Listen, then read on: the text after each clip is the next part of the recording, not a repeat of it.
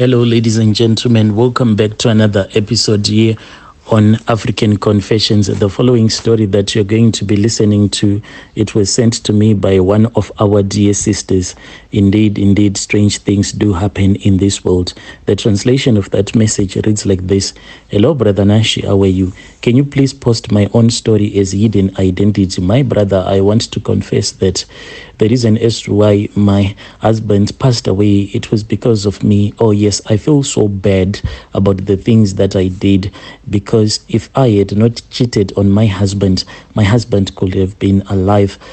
I am a young woman who stays in Bulawayo, and I got married. It was in the year 2018. It was in June. That was when I got married to this man who became my husband. But I didn't love him that much. It was a matter of me just chewing his money. This man, he was working as a gardener, so I started dating him because he used to give me some money. So when he was giving me this money, and then we started sleeping together, and then what he did is that he then removed the protection that we used to use, and I was not on a family planning. It was only after he had finished having intercourse with me that was when I realized that this man, he had cheated me. He had made love to me without using protection. He kept on doing this and apologizing each and every time when I would find out that he had removed the condom, until I had fallen pregnant for him. When I fell pregnant for him, that was when my parents, they kicked me out, and I went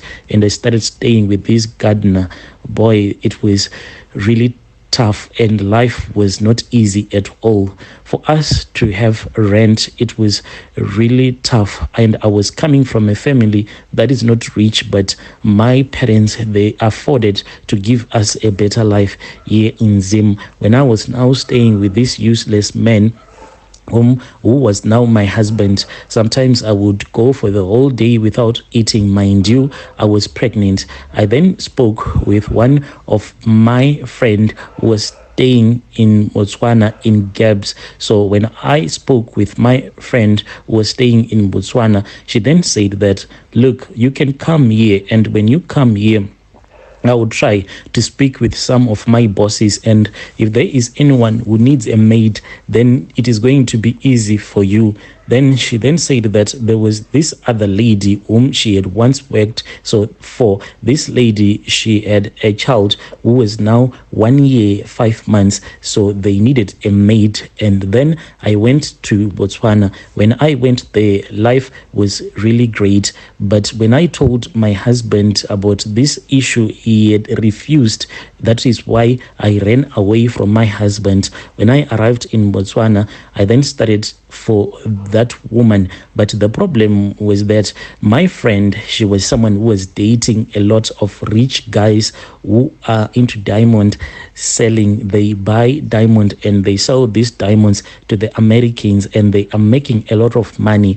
My friend, even though she was dating a lot of these men, there was one man who ended up opening a boutique for her, a very beautiful boutique. Then my friend then said, instead of you working for this woman, why don't you come and work for me? If we really work hard, by the time that my boyfriend gives me more money, then I can open up another shop so that me and you, we can do 50-50 in that shop. That is how I ended up working for my friend.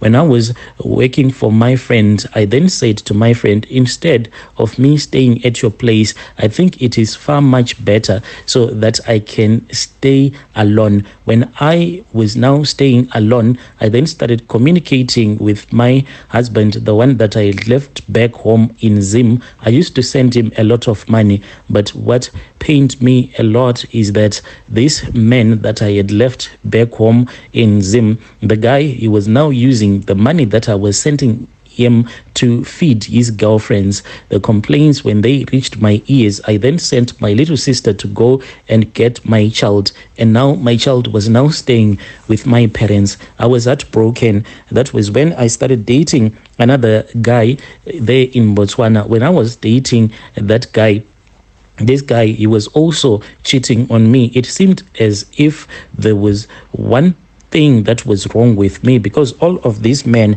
I don't know why, they kept on cheating on me, even though I was really honest. Then it happened that there was this other time when my friend and her blesser were busy fighting each other. When they were fighting, her blesser really loved her because of her age. So this old man then came to me. When this old man came to me, he was like, I don't know what is the hell that is wrong with your friend, because she knows that I am not a married man. I want to marry her, but whenever I visit her at a place, she always tell me that she is tired. From the first time that I started dating her, she used to complain that she is always tired. I then told her to stop working so that I can open up a shop for her. Now that I have opened up this boutique for her, but still she keeps on complaining and telling me that she is tired. I am suspicious that your friend is cheating on me. When I looked at this old man, Brother Nashi, I felt so sorry for him, because he is just a crippled old man, yet my friend was using his money like no man's business, and she was also cheating on this old man. I then told this old man everything that was happening, and I said, if you think that my friend is going to give you a child, you need to forget about it. I then told that old man that if he thought that he was going to have a child by my friend, then he was dead wrong, because as for my friend, I had known her since her childhood, and she started dating a lot of boys when we were still young. Even before I had even thought of dating boys, she was already sleeping with older guys. When I told this crippled old man about this story, he was heartbroken, and I said, do you know that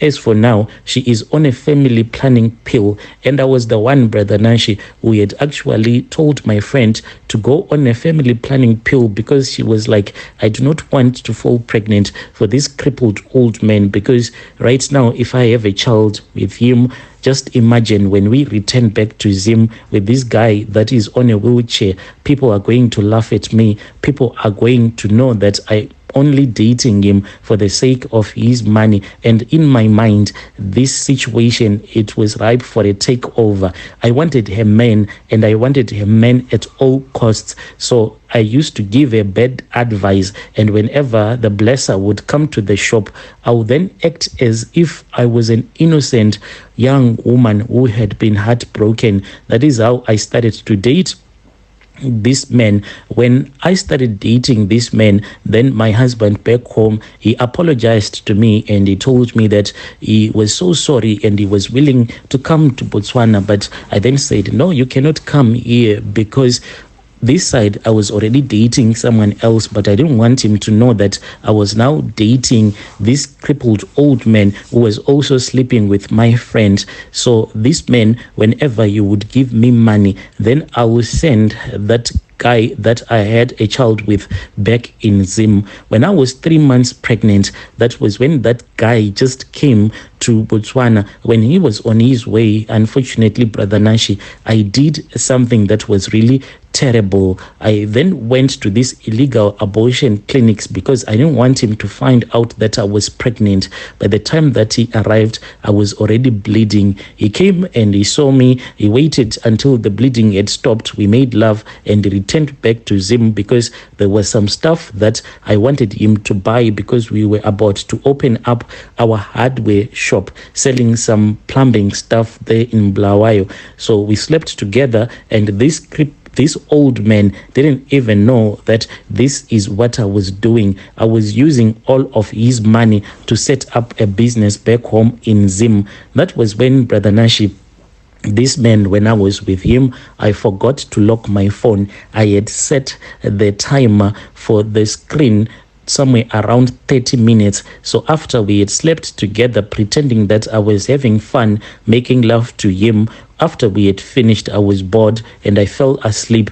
Then I forgot to lock my phone. He opened up my phone. He went on WhatsApp. That was when he saw all of those messages which I used to communicate with my late husband, who was in Zim, then he saw that all the money that he was giving me, all of that money, I was actually sending it to my mom, my husband, so that we can open up that hardware shop.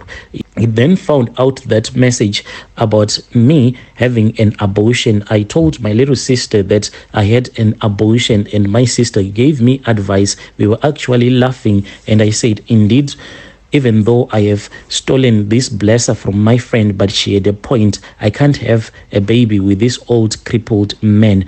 After that, he pretended as if everything was okay. He didn't even show me that he had seen all of these messages. When the morning came, Brother Nashi, we slept together. After we had slept together, when he went away, Brother Nashi, that was when I felt this sensation all over my private part. When I felt this sensation all over my private part, I then looked at his private part. That was when I saw that this man, he no longer had that manhood that I had known all of these times. I saw that he was holding this manhood that was made out of wood as if it was a toy, and this toy, it had those African beads all over it. This is what he was using to make love to me, Brother Nashi. I then took that thing and I threw it aside, and I started to insult him, and I said, how dare you use that thing against me? When I looked at that wooden toy that he was using on me, I saw that this thing, it had transformed and it had become like a snake. I ran away. When I went to the door was locked. I could not get out of the bedroom. Then I started to shake. I shook violently, Brother Nashi. That was when this man got out of bed. He went on his wheelchair. He opened up the door and he went straight to his car. From that day, this man, he refused to speak with me. That was when I returned back to Zim. I returned back from Botswana. All was well. I then went to the villages to be with my grandmother. Then my husband came. When he heard that I was back in Zim, my grandmother then gave us a room to sleep in. After we had finished making love, I saw that behind him there was someone that was standing behind him, and I saw that it was that same crippled old man from Botswana. Then my husband said that he felt that there was something that had beat him on his right leg. When we looked, Brother Nashi, we saw that it was a snake, it was a cobra. I screamed out loud. Then some of my cousin brothers who stay in the village, they rushed. Everyone was holding their torches. We tried to look for that snake and we could not find it. After my husband had been bit by a snake, we then went with my husband to the nearby clinic, but they didn't have any medication at all. So they told us that we needed to drive back to Mpilo Hospital, and it was a very long distance. We drove all the way, returning back to Bulawayo. But unfortunately, along the way, that was when my husband passed away. My husband told me to sell everything that was in our hardware and to return back the money to that old crippled man, because he was actually seeing him. He said that he saw this man, but this man was fighting with him, and immediately I knew that this was my blesser. But I didn't want my husband to know that when I was in Botswana, I was actually dating this old crippled blesser. I pretended as if I didn't know what he meant, but one of my cousin brothers had everything. He is the one who knows this secret. I have since told him this story. So he said that it is far much better that we sell everything, then we go to a traditional healer who can fortify you, so that this blesser of yours, if he is using charms on you, those charms are not going to work at all.